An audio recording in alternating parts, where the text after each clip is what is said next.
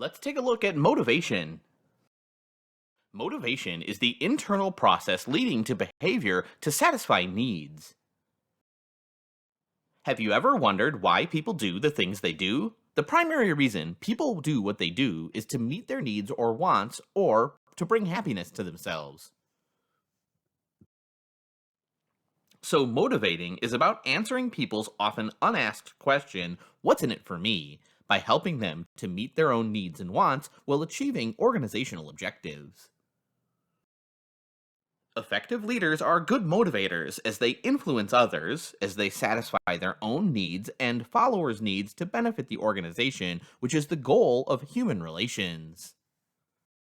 Managers often view motivation as an employee's willingness to put forth effort and commitment to achieve organizational objectives. This is often called employee engagement or organizational citizenship behavior. People who are happy with their jobs are generally motivated to work harder and have higher levels of performance. Conversely, those who don't have job satisfaction can be demotivated. An unengaged worker costs an organization approximately $3,400 for every $10,000 in annual salary. With the trend of team structures, one of the key drivers of effective team performance is the motivation of team members. Happiness, which affects motivation, comes from relationships, so effective leader member exchange, LMX leaders, have higher levels of performance. However, performance is not based simply on motivation. The level of performance attained is determined by three independent factors: IQ skills, motivation, a willingness to work hard, and resources, the things you need to do for the tasks. The relationship can be stated as a performance formula where performance equals ability times motivation times resources. For performance levels to be high, all three factors must be high. If only one factor is low or missing, the performance level will be adversely affected. When performance is not at the standard level or above, you must determine which performance factor needs to be improved and improve it. The needs hierarchy is Maslow's theory of motivation, which is based on 5 needs. In the 1940s, Abraham Maslow developed one of the most popular and widely known motivation theories based on three major assumptions. People's needs are arranged in order of importance, a hierarchy going from basic needs, physiological, to more complex needs, self-actualization. People will need to be motivated to satisfy a higher level need unless the lower level need has been at least minimally satisfied. There are 5 classifications of needs as you see here. These 5 classes of needs are in order of importance to the individual. Psychological needs are the basic or primary needs. They include air, food, shelter, sex, and relief or avoidance of pain. These needs include adequate salary, breaks, and working conditions. Safety needs include safe working conditions, salary increases to meet inflation, job security, and fringe benefits that protect physiological needs. Social needs include the opportunity to interact with others, be accepted, and have friends. Esteem needs, which are your ego, status, self-respect, recognition for accomplishments, and a feeling of self-confidence as well as prestige. These needs include titles, the satisfaction of completing the job itself, merit pay increases, recognition, challenging tasks, and a chance for advancement. Self-actualization is where you develop your full potential by seeking growth, achievement, and advancement. These needs include the development of one's skills, the chance to be creative, achievement and promotion, and the ability to have complete control over one's job.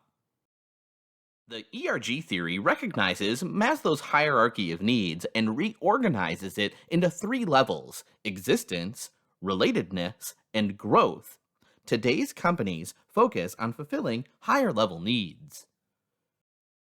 The major recommendation is to meet employers' lower level needs so that they will not dominate the employee's motivational process.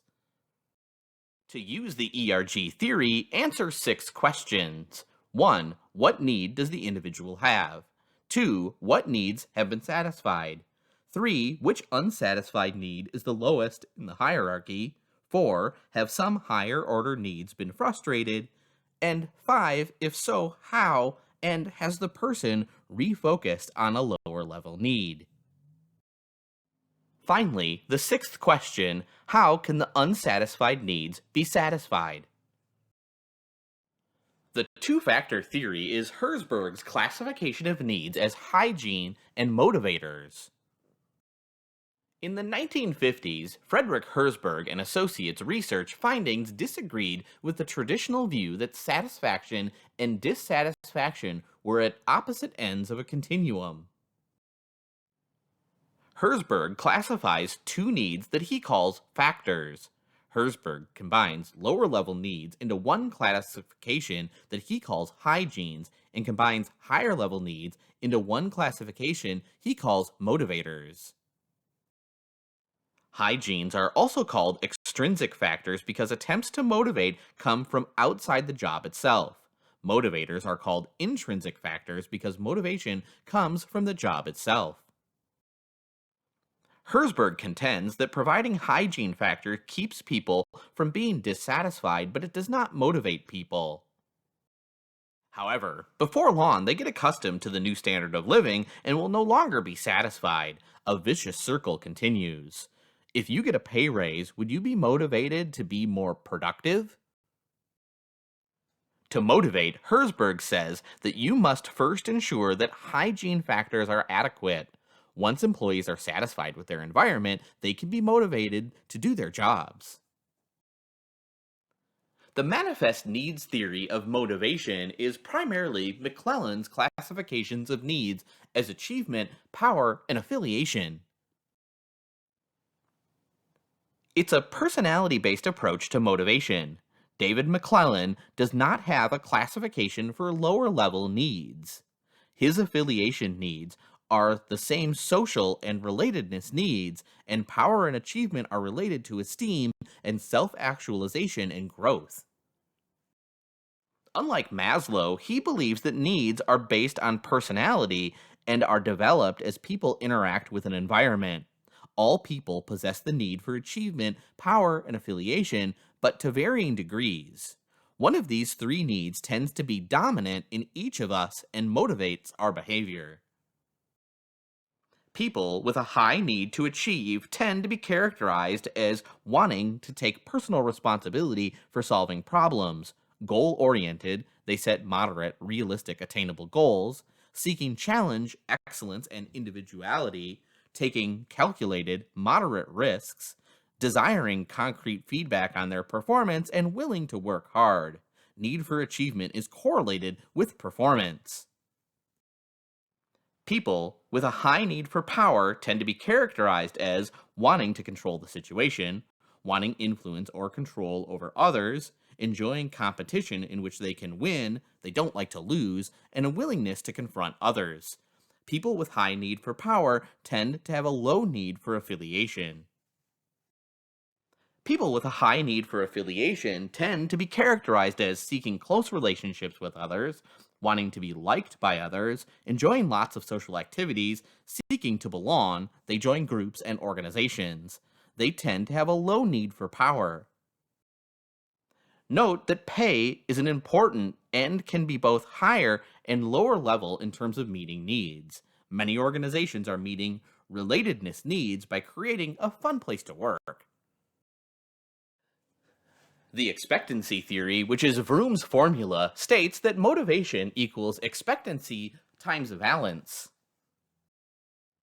Motivation depends on how much people want something and how likely they are to get it.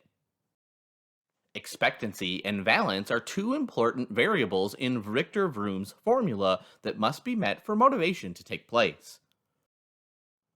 Expectancy refers to the person's perception of his or her ability, the probability, to accomplish an objective. Generally, the higher one's expectancy, the better chance for motivation. When employees do not believe they can accomplish their objectives, they won't be as motivated to try. Also important is the perception of the relationship between performance and the outcome or reward.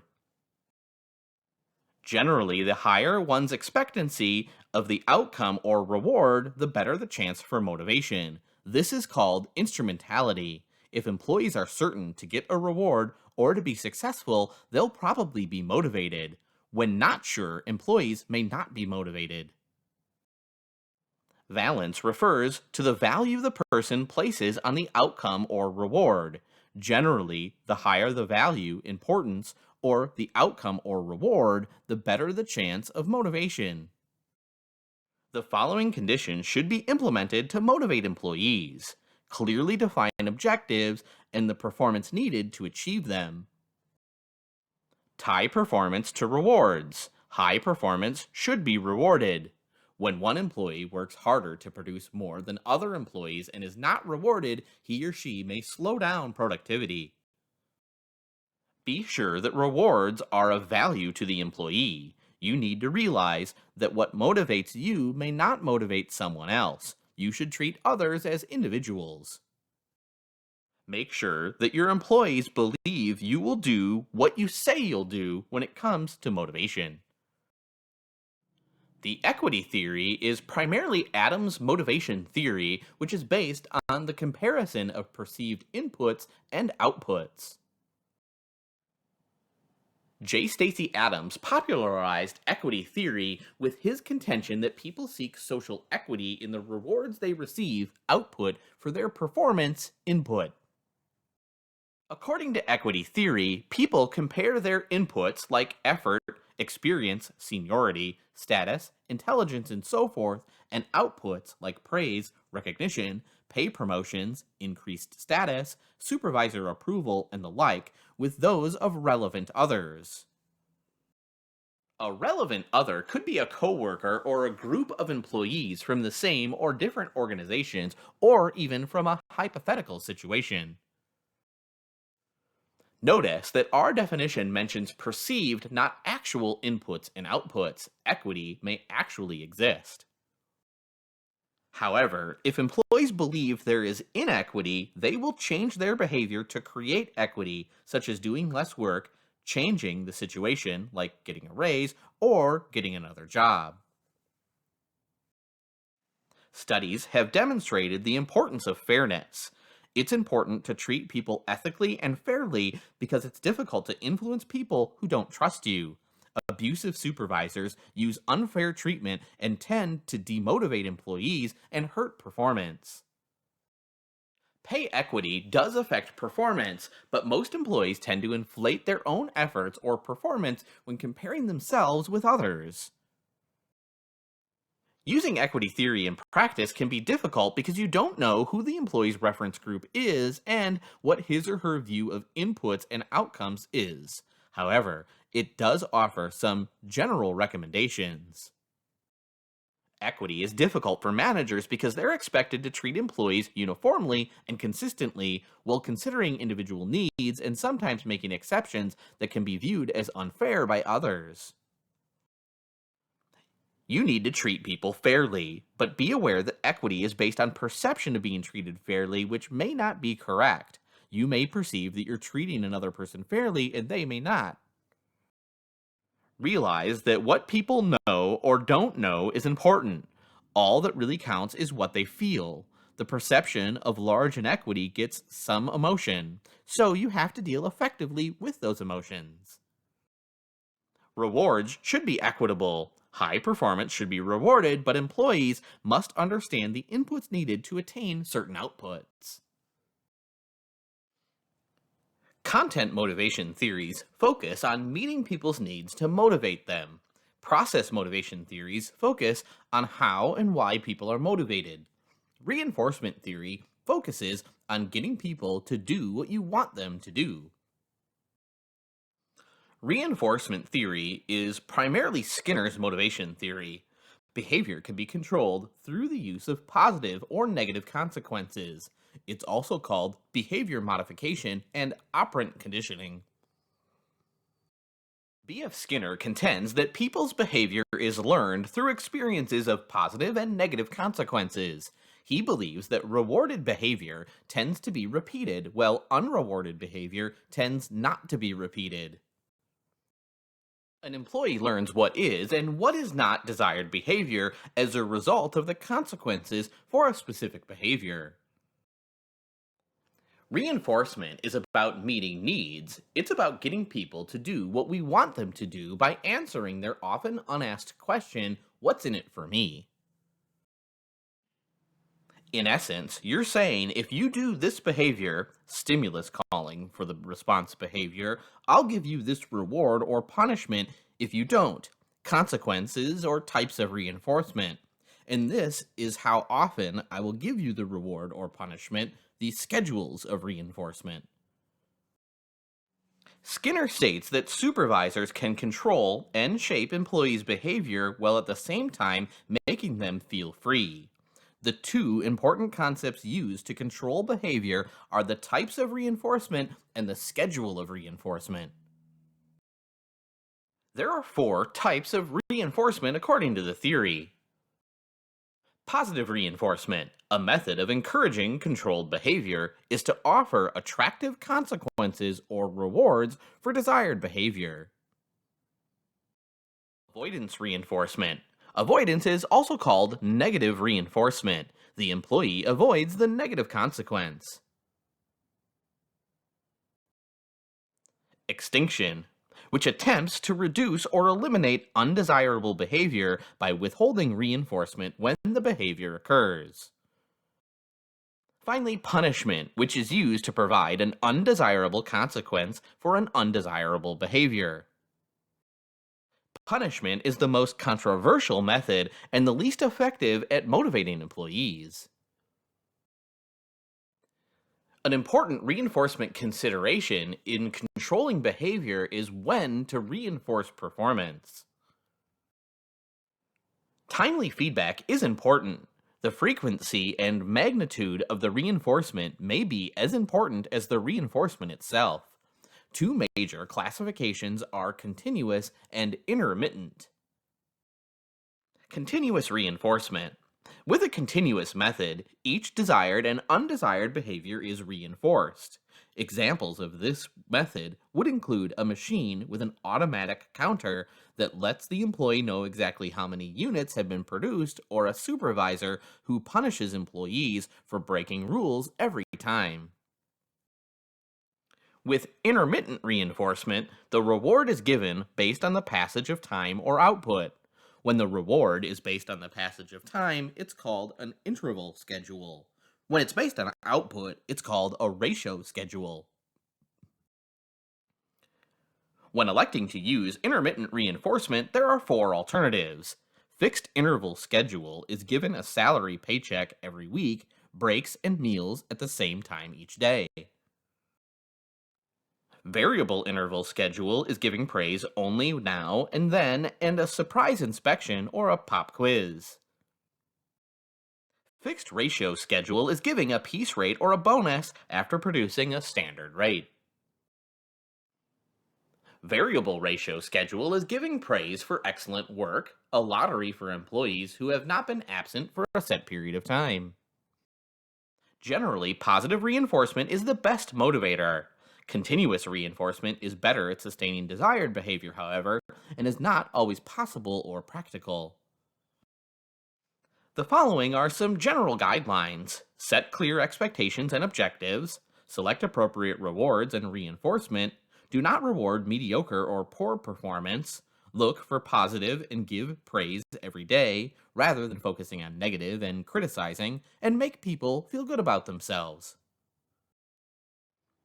Do things for people instead of to them, and you'll see human relations and productivity increases. People do respond to incentives. We can nearly always get them to do what we want them to do as long as we find the right levers. a combination of types and schedules of reinforcement to motivate desired behavior. People respond to incentives even though they're not necessarily expected to in some certain way. If people don't do what we expect or want, you can certainly find some hidden incentives that explain why. Pay practices are an important incentive in attracting and retaining employees. Because managers know financial incentives do motivate employees to higher levels of performance, many organizations have formal incentive programs such as pay for performance, bonuses, profit sharing, and stock options. Along with pay, organizations provide good benefits or perks to motivate employees. Many organizations also have recognition programs, which tend to offer non financial, not cash, rewards such as banquets or Employee of the Year awards. Recognition programs can include things like luncheons, plaques, gift certificates, mugs, t shirts, and so on. Recognition is a motivator as employees want full appreciation for work done. Giving praise develops a positive self concept and leads to better performance through the Pygmalion effect. Praise is a motivator, not a hygiene, because it meets employees' needs for esteem and self actualization, growth, and achievement. Perhaps it's a compliment that encourages desired behavior and it works better than a criticism. It's probably the most powerful, least expensive, simplest, and yet most unused motivational technique. The steps to giving praise include the following. First, tell the person exactly what was done correctly. Then tell the person why the behavior is important. Stop for a moment of silence, and finally, encourage repeat performance. Step 1. Tell the person what was done correctly. Giving praise, look to the person in the eye and show sincerity. Step 2. Tell the person why the behavior is important. Briefly state how the organization and or the person benefits from the action. It's also helpful to tell the employee how you feel about the behavior. Step 3. This is a tough one. Stop for a moment of silence. The rationale for silence is to give the person a chance to feel the impact of the praise. It's like the pause that then refreshes. Finally, step 4. Encourage repeat performance. This is the reinforcement that motivates the person to keep up the performance. Blanchard recommends touching the person because it has a powerful impact. As you can see, giving praise is easy and it doesn't cost a penny. Several managers trained to give praise say that it works wonders. It's a much better motivator than giving a raise or other monetary rewards. Goal setting is a great motivator. In fact, goal setting theory was rated number 1 in importance among 73 management theories. Thinking about goals, the objectives state what is to be accomplished within a given period of time. The plan is how to achieve the objective. To motivate people to the highest level of performance, objectives should be clear. They also need to be difficult and achievable. To have high levels of performance, you need to set high standards. They also need to be measurable. You can't manage what you don't measure, so measure what matters. Specific with a targeted date. To be motivated, employees must know exactly what is expected of them, when they're expected to have the task completed, a deadline. The best goals are also collective. With an increased use of teams, people need to work together to set collective goals. They also need to be accepted. For objectives to be met, employees must accept them by taking responsibility to achieve them. Some people use SMART goals as an approach when setting objectives, making sure that they're specific, measurable, achievable, realistic, and time based. Management by objectives, or MBO, is the process in which managers and their employees jointly set objectives for employees, periodically evaluate performance, and reward according to results. There are 3 steps of an MBO program. Step 1. Set individual objectives and plans. Each subordinate jointly sets objectives with a manager. Step 2. Give feedback and evaluate performance. Employees must know how they're progressing towards their objectives. Step 3. Reward according to performance. Employee performance should be measured against their objectives. Employees who meet their objectives should be rewarded through recognition, pay raises, promotions, and so on.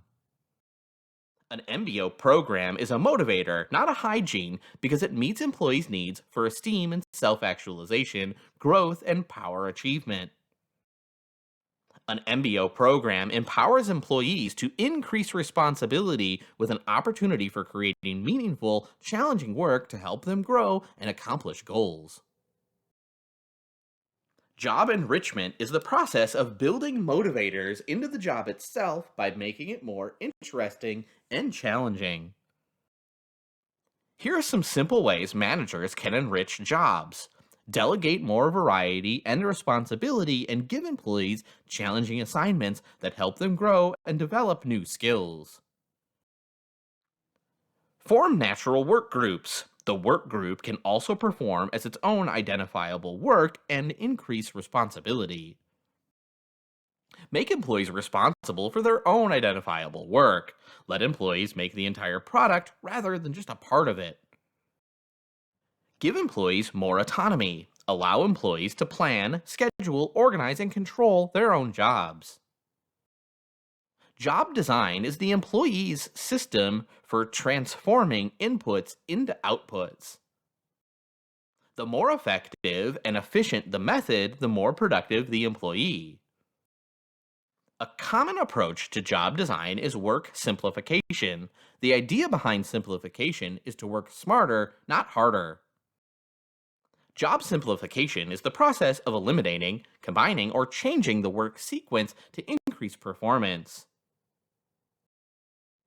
To motivate employees, have them break their job down into steps and see if they can eliminate. Does the task have to be done at all? If not, don't waste time doing it. Combine. Doing more than one thing at a time often saves time. And sequence, or change sequence. Often, a change in the order of doing things can result in lower total time.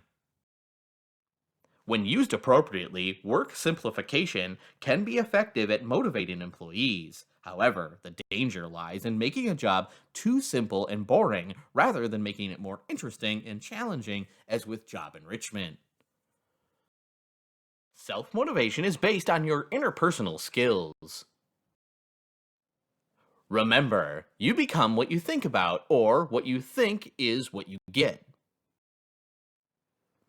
To be self-motivated, you need to have a positive attitude about yourself, self-concept, and your job. A starting place to self-motivation is knowing what you want, content motivation theories, so that you can better understand what motivates, process motivation theories. When you know what you motivates you, you can make better decisions, so you need to take responsibility for self-motivation and happiness. Successful careers are usually based on two factors: knowing what you like to do and doing what you're good at. A good starting place to self-motivation is knowing what you want, but it's not good enough. You need to set objectives to get what you want and then develop plans to accomplish the objectives. Here's a 4-step model to follow to motivate yourself, followed by some other advice if you're not motivated or feel bored or trapped in the job. First, set objectives. What do you want? To be motivated, develop objectives with high expectations for yourself. Intelligence is overrated. The drive to win and persistence are better predictors of success. Develop plans. Why do so many people make New Year's resolutions just to have them fail? It's because of willpower or self-discipline alone doesn't make a plan work. Measure results. Get feedback to know that you're progressing towards your objectives. Finally, reinforce results. Be sure to reinforce yourself. If you're missing an objective, consider pursuing it. If you're on track, reward yourself in the same way. Remember, What you think about is how you feel, and how you feel is how you behave. So, develop self motivation objectives and then plan, measure, and reinforce, and think about it, and visualize yourself accomplishing the objective. Managers need to adequately motivate employees. The trend is towards increased globalization and technological advances. Therefore, you have to know how to motivate people who speak different languages and who have different cultural contexts. The motivation theories you have learned were developed in North America and may present cultural limitations in the global village. Let's discuss how the specific motivation theories differ across cultures. Cultural differences suggest that the order of hierarchy may vary across cultures. Cultures also differ in the extent to which they value the need for achievement. Equity theory, as it relates to fairness, tends to be a value upheld in most countries. However, equity can call for higher producers or to be paid more. Expectancy theory holds up fairly well cross culturally because it's flexible. Reinforcement theory also holds up well cross culturally. People everywhere tend to be use behavior that's rewarded. Motivational goal setting relies on a need for achievement and high levels of performance and is based on quality of life issues. Thus, the United States sets challenging objectives and achieves them. Cross cultural differences, as you see here, matter in motivation.